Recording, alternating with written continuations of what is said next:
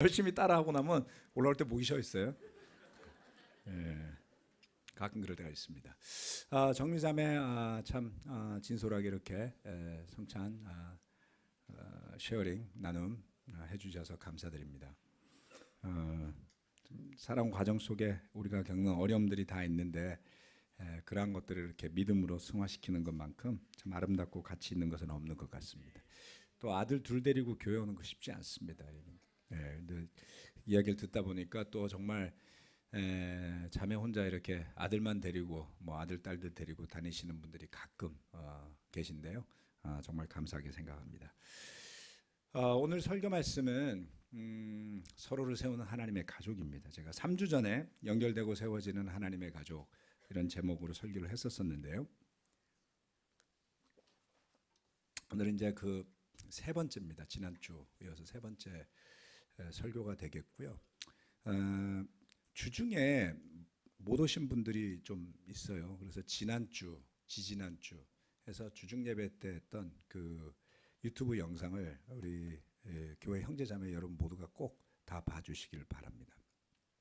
왜냐하면 지금 3주째 그 드리는 그 말씀의 핵심은 우리가 제자로서 어떻게 서로를 도울 것인가 하는 것과 관련된 고민들과 연결이 되어 있습니다. 그렇기 때문에 그러한 연결들을 어떻게 우리가 더 성경적으로 또 건강하게 연결해 갈 것인가 라는 것을 함께 고민하고 또 가족 안에서 또는 우리 바이블톡 그룹 안에서 함께 토론을 좀 많이 했으면 하는 생각입니다. 오늘 말씀 서로를 세우는 하나님의 가족인데요. 주제 구절은 몇 가지가 있습니다. 일단 첫 번째 구절은 지난주에 봤던 에베소서 2장 19절로 22절 말씀을 한 번 더 보도록 하겠습니다. 다 같이 에베소서 2장 19절에서 22절 말씀입니다. 다 같이 한번 읽어볼까요? 시작. 그러므로 이제부터 여러분은 외국 사람이나 나그네가 아니요 성도들과 함께 시민이며 하나님의 가족입니다. 여러분은 사도들과 예언자들이 놓은 기초 위에 세워진 건물이며 그리스도 예수가 그 모퉁이 돌이 되십니다. 그리스도 안에서 건물 전체가 서로 연결되어서 주님 안에서 자라서 성전이 됩니다. 그리스도 안에서 여러분도 함께 세워져서 하나님이 성령으로 거하실 처소가 됩니다. 아멘. 정말 아름다운 말씀이죠. 여기에서 우리가 연결되고 또 세워져 가는 그런 하나님의 가족이다. 이런 거를 말씀을 드렸는데요. 서로를 세워준다라는 것이 오늘의 그 핵심인데요.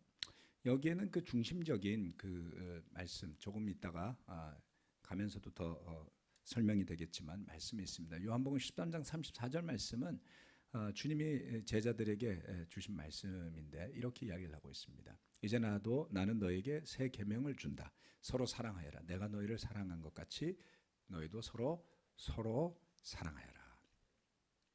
데살로니가전서 5장 11절 말씀은 이렇게 합니다. 그러므로 여러분은 지금도 그렇게 하는 것과 같이 서로 격려하고 서로 덕을 세우십시오. 교회가 모이는 것은 덕을 세우는 것에 있습니다. 덕이라고 말하는 것은 이제 선 이런 것과 연관이 되죠.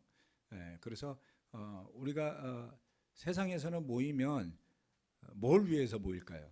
모임이라는 것이 모임, 뭐 재미, 그죠? 뭐 관계, 그러니까 취미로 모이면 재미고요.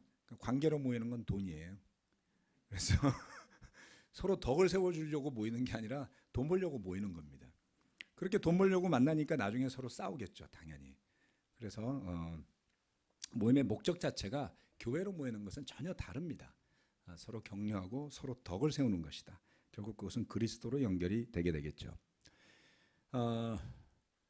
지금 제가 드리는 그 지금 몇 주째 하는 설교의 핵심은 우리가 세상에서 생각하고 행동하고 살던 양식을 가지고 교회로 들어오게 된다라는 전제와 가정합니다.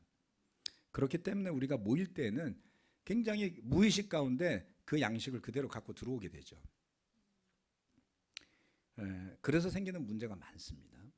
그런데 그것을 이제 계속 우리가 말씀의 토대 위에서 복음적인 가치관, 우리 가치도 바뀌어야 되죠. 생각도 바뀌어야지 되죠. 그렇죠? 변하는 겁니다, 여러분. 안 변하는 사람은 시간이 지나면 이상한 사람이 되는 거예요. 우린 다 변해요. 나이가 들면서 기도 잘하고 생각도 달라지고 나이가 들면 또 달라집니다. 점점. 때때로 여러분 제가 저희 부모님이 하도 검소하게 사셔가지고 저희 이제 집에 들르면 전 좀 답답할 때가 있어요. 좀 제발 좀 히터 좀 켜고 사세요. 에어컨을 사다 드려도 에어컨도 안 틀어. 그냥 안 사드려요. 에어컨 좀 틀고 사세요. 이렇게 좀 이야기를 하죠. 우리는 젊을 땐 새로운 것에 관심이 많잖아요. 새 거, 좋은 거.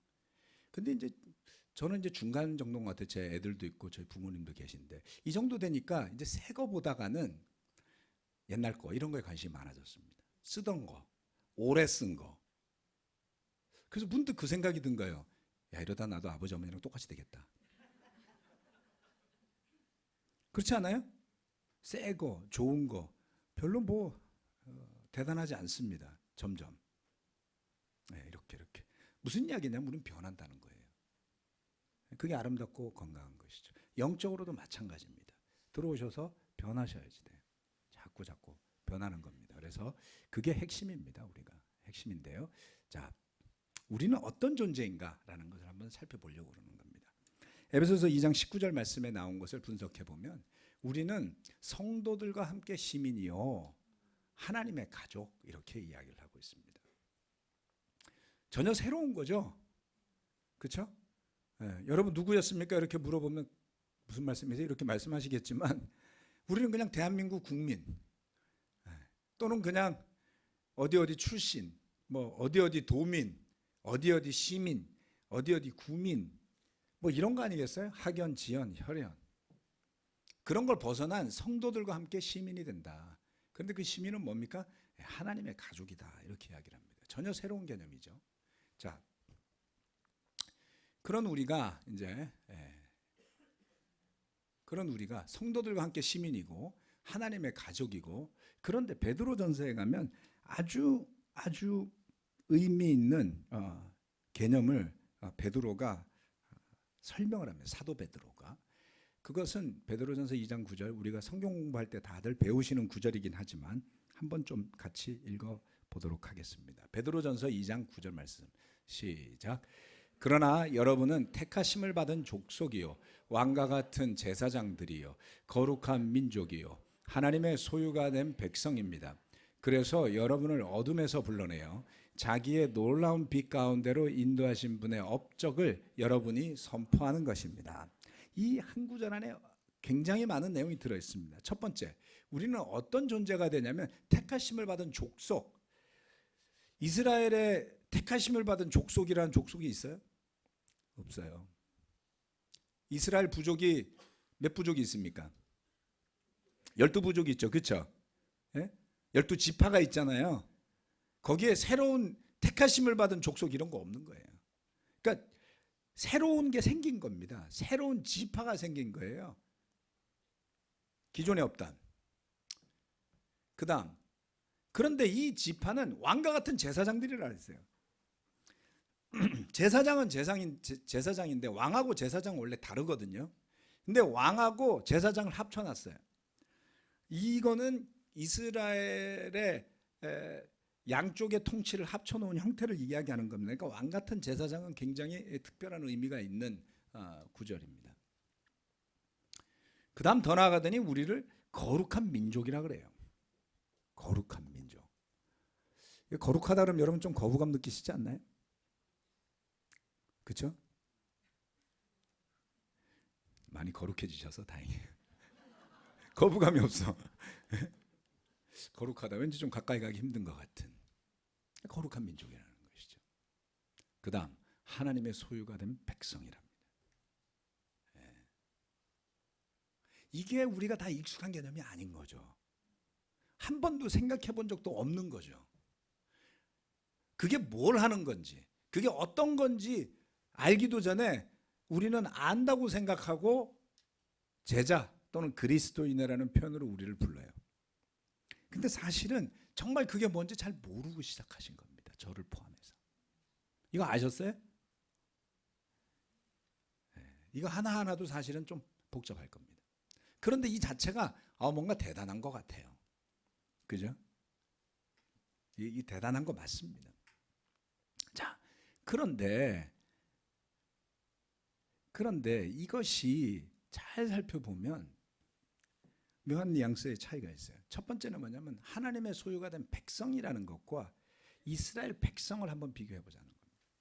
성경에 나오는 이스라엘 백성 누군지 아시죠? 대부분. 그렇죠? 그럼 우리하고 이스라엘 백성은 같은가요? 예, 같은 것 같은데 좀 다른 것도 같죠? 그렇습니다. 공통점도 있고 차이점도 있어요. 첫 번째 공통점은 되게 단순합니다. 하나님을 중심으로 만들어진 백성들이라는 거예요. 즉 이스라엘 백성이라고 부르는 사람들은 하나님이 아브라함이라는 한 사람을 콕 찍어서 불러낸 다음에 그 한 사람으로부터 해서 만들어진 혈통을 중심으로 한 집단이에요. 그럼 우리는 뭐죠?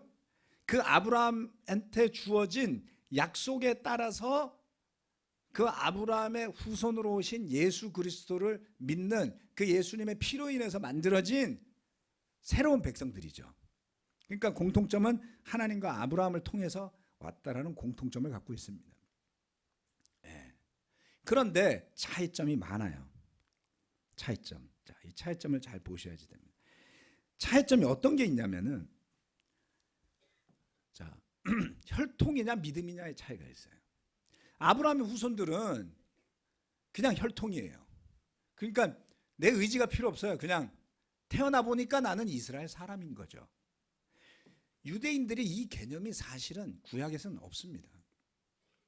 자기가 민족을 형성하고 있기 때문에. 그러다가 신약에 넘어와 갖고 여러분 예수님하고 사람들하고 요한복음에서 서로 논쟁하다가 유대인들이 그렇게 말하죠. 우리는 아브라함의 후손으로 남의 종이 된 적이 없다. 이런 말 하는 거 기억나시죠? 요한복음 잘 읽어보시면 나옵니다. 아브라함의 후손이면 자유인이다. 아브라함의 후손이면 하나님께 구원받은 사람들, 이런 개념이 구약에서는 되게 약해요. 근데 신약에 와서 보면 어디선가 만들어져서 이제는 유대인 스스로가 혈통이 구원이다 이렇게 생각하고 있는 것을 좀 생각할 수가 있습니다. 그런데 우리는 혈통이 아니라 믿음으로 하나님의 백성이 된 존재들이잖아요. 방법이 다르죠. 두 번째 차이점은 율법과 은혜와 복음의 차이입니다. 이스라엘 백성들은 율법 아래에 있었습니다.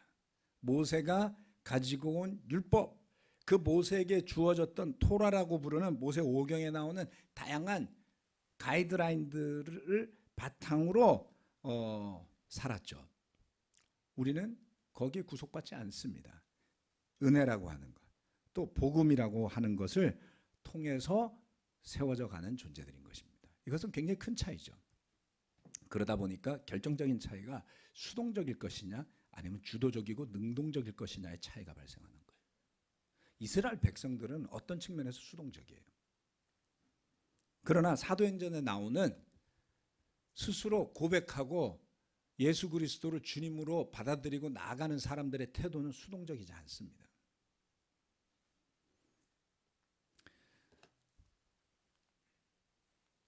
어떤 것이냐면, 잠깐 이걸 조금 더 놓고 보겠습니다.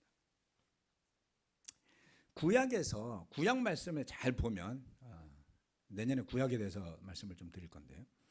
구약을 잘 보면 구약의 중심을 이루는 것은 늘 어떤 인물들이에요. 아브라함, 그렇죠? 이삭, 야곱, 그 다음에 누구예요? 모세입니다. 모세의 계보를 이어서 여호수아고요. 그 다음엔 사사기로 넘어가게 돼요. 사사는 너무 많아서 잘 기억이 안 나실 거예요. 유명한 사람 몇 사람 빼고는 나머지는 뭐 잘 기억이 안 나실 수도 있습니다. 그걸 지나고 나면 어떤 시대가 오냐면 왕의 시대가 와요. 제사장의 시대가 오고 예언자의 시대가 옵니다. 그래서 이 구약은 이처럼 족장들이나 지도자들, 예언자라고 표현이 됩니다. 또는 왕들, 제사장들, 이러한 사람들이 모든 것을 이끌어가는. 백성들은 뭐를 했을까요? 따라가죠. 그렇죠. 백성들의 모습은 때로는 좀 좋게, 때로는 대부분 나쁘게 묘사가 됩니다. 광야로 나섰던 아브라함의 후손들, 이스라엘 사람들의 모습은 굉장히 부정적이었어요. 그렇죠? 그랬다가 여호수아의 리더십하에 가나안 땅을 정복하는 그 새로운 세대들은 비교적 좀 견실하고 충실합니다. 사사기의 이스라엘 백성들의 모습은 상당히 실망스럽다가 회개했다가 이걸 반복되풀이하게 되죠. 그 뒤로 사울이 왕이 들어서고 다윗이 들어서면서 또 변화가 있습니다. 백성들은 대체로 자신의 삶에 충실해요.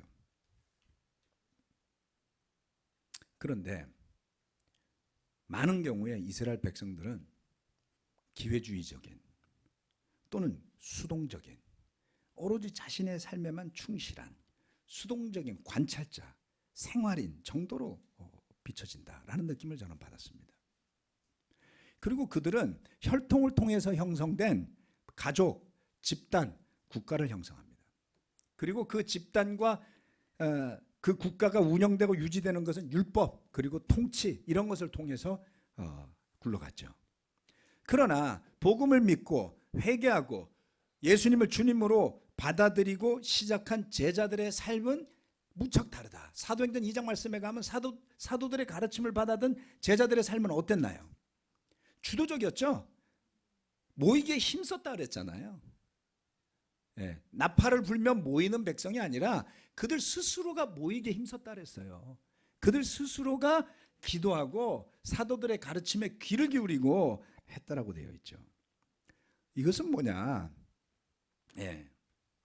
아브라함의 혈통이 아니라 그리스도 예수의 혈통을 따라 죄사함을 받고 거듭난 그런 존재가 된 우리는 교회의 일원이 되면서 믿음을 통해서 자발적인 구성원이 되는 겁니다. 물론 시간이 흐르면서 우리가 믿음을 가지고 나서 궁극적으로 이 모든 것이 하나님의 뜻과 계획이었구나 이걸 인정하는 때가 있다고는 하지만 여러분 스스로가 결정하는 거죠. 그렇지 않습니까? 예배 오기로, 회개도 하기로, 제자로 살기로 여러분의 주도적인 결정이에요. 네. 그리고 신약교회 사도들의 역할은 구약의 예언자나 선지자들의 역할하고 다릅니다. 다스리고 이끌고 하는 것이 아니라 주님의 가르침을, 주님의 뜻을 전하고 일깨우는 역할을 사도들이 해요. 사도들은 법으로 교회를 강제하지 않습니다. 왜요? 교회는 자발적인 결정으로 온 사람들이 그 믿음 안으로, 믿음으로 구성한 완전히 새로운 형태의 모습이었기 때문에 그렇습니다. 그래서 교회는 법적 효력을 바탕으로 강제력을 가진 국가, 혈통에 따라서 형성된 민족 이런 게 아니라 믿음을 바탕으로 만들어진 자발적인 참여, 또 예수님을 중심으로 구성된 형제, 자매, 가족이 되는 겁니다. 가족은 다르죠. 국가와는. 그래서 이러한 것이 가장 극명하게 드러나는 그 구절, 교회의 일원이 되고 교회의 멤버가 된다는 것은 구약의 이스라엘 백성과는 전혀 다른 의미에서 하나님의 백성이 되는 거예요. 그것을 사도 베드로가 언급했던 부분이었던 겁니다. 이거는 뭡니까? 자, 잘 살펴봅시다. 우리가 성도들과 함께 시민이며 하나님의 가족인데요. 이 가족은 제사장이라 했어요. 전혀 다른 존재. 그래서 이 사람들은 누구냐면 복음을 선포하는 주도적이고 능동적인 제사장들인 겁니다. 다 함께 제사장이라 그랬어요. 그래서 교회는 사실은 수평적인 겁니다. 구약의 예언자, 구약의 제사장, 구약의 왕은 수평적이지 않아요. 그런데 교회의 모든 기구나 조직들은 본질적인 의미에서 동등한 제사장인 거예요. 그렇지 않습니까? 비극은 뭐냐면 기독교가 시작이 되고 나서 지나가다가 카톨릭화하면서 이게 국가화한 것에 문제가 있는 겁니다. 교회가 법이 있고 교회가 막 사형도 시키고 교회가 막 처형도 시켜요. 이게 교회입니까? 아니에요. 법적인 효력을 가진 국가가 되는 겁니다. 그건 형제 자매가 아니에요. 선택의 권한이 없습니다. 어느 나라의 시민이 되면 갑자기 로마 교회에 소속이 되는 그러한 것은 이미 성경적인 가르침에 벗어났죠. 교회 안에 계층이 생기고 구조가 생깁니다. 성직자가 생기고 그냥 신도가 생겨나요. 이거 복음적인 가르침을 바탕으로 했다라고 보기 어려운 겁니다. 개신교가 거기에 반해서 생겨난 건데 안타깝게도 굉장히 구조적 결함을 갖고 태어났어요. 성직자, 신도. 그래서 우리 형제 자매들 가운데서도 그와 같은 사고에 젖어 있는 사람들이 많더라. 저와 여러분은 본질적인 의미에서 같은 제사장들입니다. 아멘. 그러면 왜 목사님만 설교하세요? 이유가 있어요. 왜냐하면 남들보다 많이 했고 오래 했고 그거 하라고 교회에서 지원도 받고 그러다 보니까 남들 설교보다 내 설교가 좀 더 들을만 하더라 이런 거죠. 오랫동안 했기 때문에. 그래서 예배에서 꼭 저만 설교해야 되느냐? 그렇지 않습니다. 여러분 형제들 누구든지 설교할 수 있어야 됩니다. 그렇게 잘 안 하는 이유는 배려 때문에 그렇습니다. 집단에 대한 배려, 형제들의 바쁜 일정에 대한 배려 때문인 것이지 의지가 있고 준비만 되신다면 더 많은 형제가 이곳에서 설교하는 게 저는 성경적이고 맞다고 봅니다. 본질적인 면에서 우리는 같은 형제들인 겁니다. 그래서 사실 목사라는 호칭도 적절하다고 보진 않아요. 제 개인적인 견해입니다. 여러 가지 이유 때문에 우리가 그 호칭을 쓰기는 하지만 그것보다는 우리가 훨씬 더 수평적인 구조다라는 것을 인식을 해야만 하는 겁니다. 그래서 그렇게 될 때 한 사람 한 사람이 복음을 선포하는 주도적이고 능동적인 제사장으로 살아가게 되는 겁니다. 예. 신학자들은 이것을 만인 제사장이라고 불렀습니다. 교회 안에 다양한 역할이 존재한다 할지라도 교회는 신분적으로 수평적이다. 법이 지배하는 곳이 아니라 진리의 말씀을 토대로 성령의 인도하심을 따라서 서로가 주도적으로 복음의 선포자가 되어서 하나님의 나라를 향해서 같이 가는 겁니다. 세상은 권력 다툼이 존재하는 것이에요. 그렇지 않습니까? 그 눈으로 교회를 보시면 여러분 크게 실수하는 거예요. 그렇게 보실 수도 있어요. 베이노 목사가 모든 걸 다 하고 집사들을 들러리 세워서 교회를 좌지우지하는 거 아니야? 이렇게 생각하시는 분들 참 복 없는 분들이에요.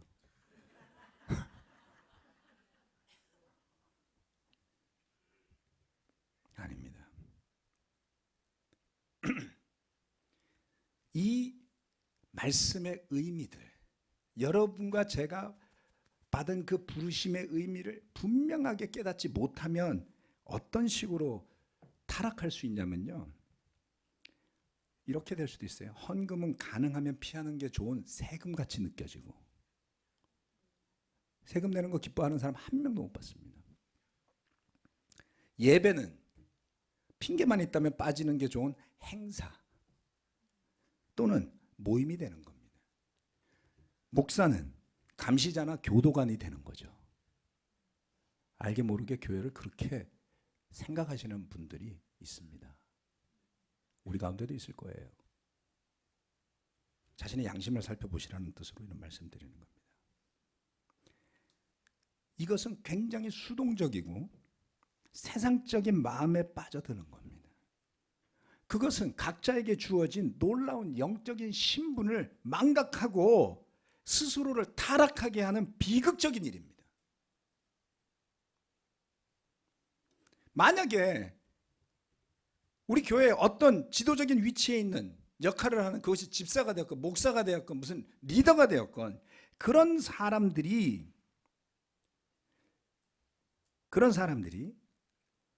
협력하지 않고 함께 일하려고 하지 않고 자기 의사만 주장한다면 하나님이 그런 사람을 빼내실 거예요. 왜냐하면 얻어먹을 게 없거든요. 얻어먹을 게 없어요.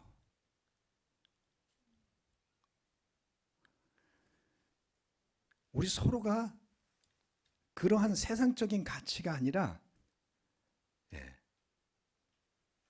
제사장직을 맡은 사람들로서 서로를 대할 수 있어야지 됩니다. 자신을 그렇게 인식할 수 있어야지 됩니다. 서로를 그렇게 바라볼 수 있어야지 됩니다. 그래야 존중이 있고, 그래야 협력할 수 있고, 그래야 교회 안에 건강한 의미의 질서가 있을 수 있고, 그래야 생명력 넘치는 가족이 만들어지는 겁니다. 그 증거를 여러분에게 몇 가지 보여드리겠습니다. 첫 번째, 로마서 15장 14절 말씀입니다. 같이 한번 읽어보시겠습니다. 시작. 나의 형제자매 여러분, 나는 여러분 마음에 선함이 가득하고 온갖 지식이 넘쳐서 서로 권면할 수 있는 능력이 있음을 확신합니다. 잘 생각해 보세요. 바울은 로마 교회를 간 적이 없었어요. 사도행전 공부하면서 여러분 배우셨죠? 그렇죠? 사도행전 공부 잘 하시는 게 중요합니다. 왜냐하면 신약교회를 이해하려면 사도행전을 모르면 이해할 수가 없어요. 그러면 여러분 자기 마음대로 생각하시는 거예요. 그러시면 실수하실 수 있습니다.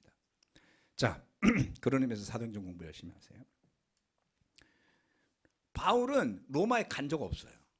본 적도 없습니다. 그런데 그 로마 교회에 있는 일부의 형제자매를 알았을 가능성이 있다라고 그랬죠. 예. 그런데 바울은 그들에게 편지를 써보낼 때 이렇게 썼습니다. 형제자매 여러분, 나는 여러분에게 마음에 선함이 가득하고 온갖 지식이 넘쳐서 서로 권면할 수 능력이 있음을 확신합니다. 뭘 믿은 거예요? 그 사람을 믿은 거예요? 아니요. 성령님을 믿은 겁니다. 우리 각자를 불러주신 주님께서 바울은 알고 있었고 믿었어요. 우리가 회개하고 예수 그리스도의 이름으로 세례를 받고 거듭난다면 성령을 받게 됩니다. 그렇다면 우리는 자신의 사고나 감정이나 과거나 경력이나 세상적인 지위가 주도하는 삶이 아니라 그 성령이 이끄시는 사고로 변화될 것이다. 그래서 선함이 가득하다고 하는 거예요. 우리가 선해서가 아닙니다. 우리는 회개하고 죄사함 받았기 때문에 선함이 있다라고 하는 거예요. 나한테만 아니면 모두에게. 또한 지식이 넘친다고 그랬습니다. 온갖 지식이 넘쳐서 서로 권면할 능력이 있음을 확신한다. 한 번만 그랬을까요? 여러 번 이야기합니다. 바울은. 골로새서 3장 16절 말씀은 이렇게 이야기합니다. 그리스도의 말씀이 여러분 가운데 풍성히 살아있게 하십시오. 온갖 지혜로 서로 가르치고 권고하십시오. 감사한 마음으로 시와 찬미와 신령한 노래로 여러분의 하나님께 마음을 다하여 찬양하십시오. 그래서 우리는 서로 가르칠 수 있다. 서로 권고할 수 있다. 계급적 사고에서 벗어나십시오. 서로를 가르치는 곳, 서로를 돕는 곳이에요. 아멘.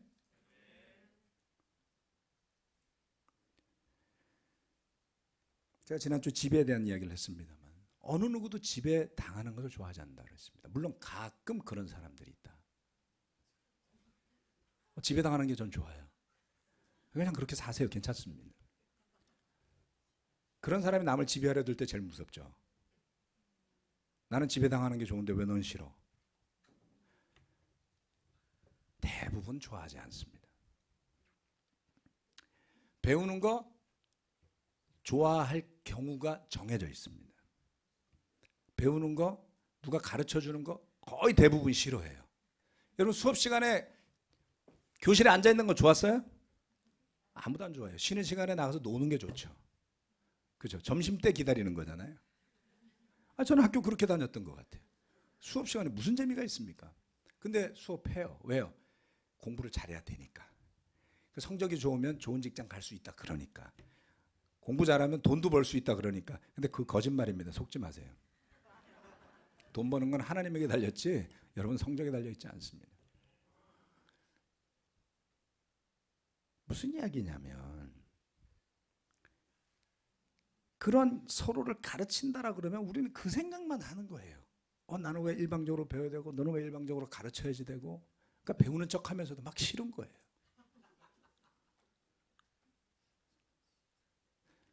다행입니다. 복음이 있어서 서로 가르칠 수 있다. 아멘. 서로 도와준다라는 겁니다.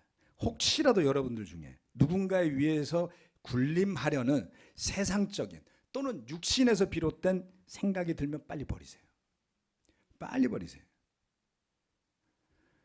또 그것과 별로 다르지 않은 그런 권위적이고 계급적인 사고 중에 하나는 뭐냐면 그 반대에 있어서 다른 것 같지만 똑같은 생각이라고 저는 생각하는데요.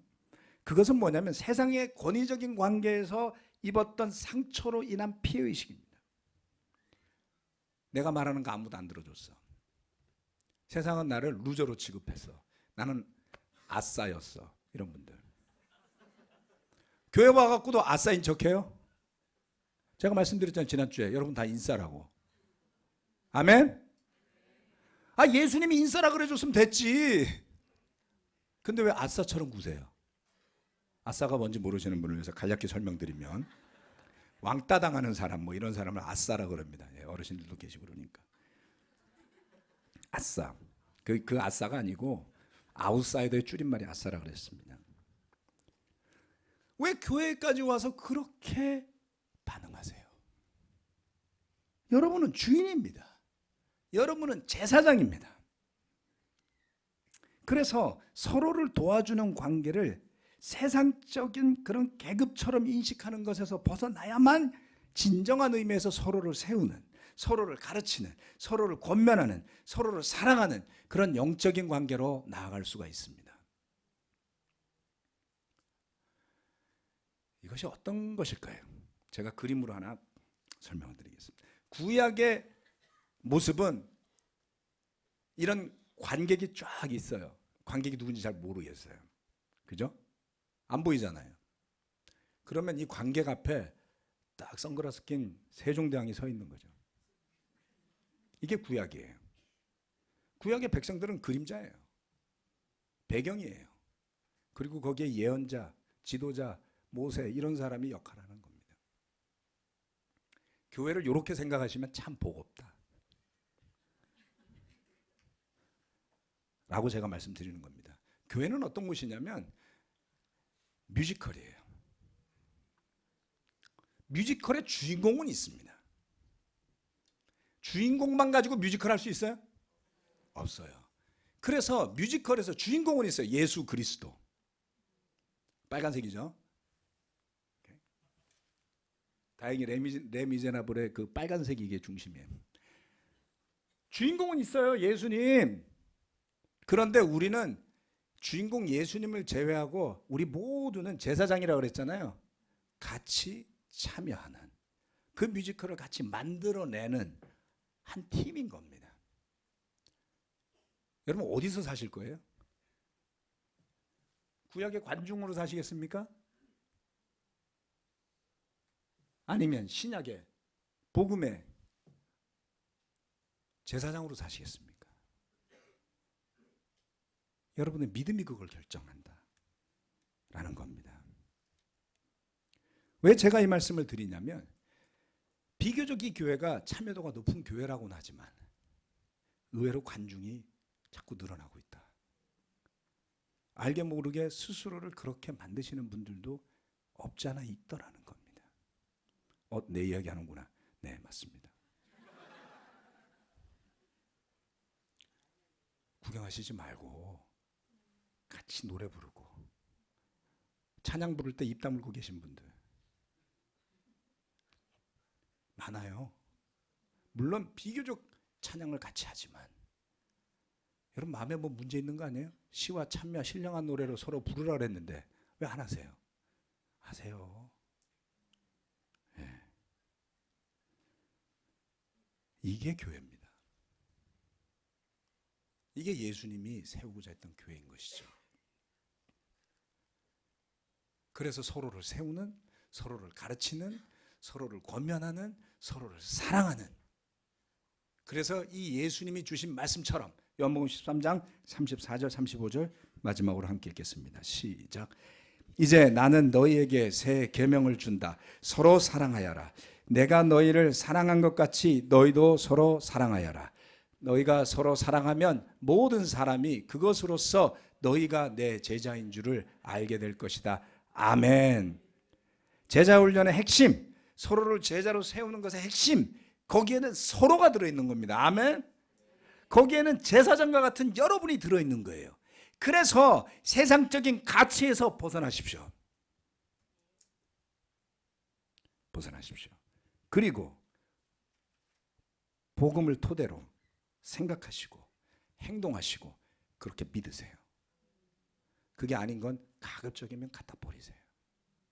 그게 아닌 것들이 덕지덕지 감정적으로 기억 속에 묻어있는 거 압니다. 이해됩니다. 저도 그렇습니다. 그런데 그게 별로 복이 없는 생각이다. 별로 교회 덕을 세우는 생각이 아니에요. 갖다 버리십시오. 자꾸 재활용품을 버려야지 살만한 집이 되는 겁니다.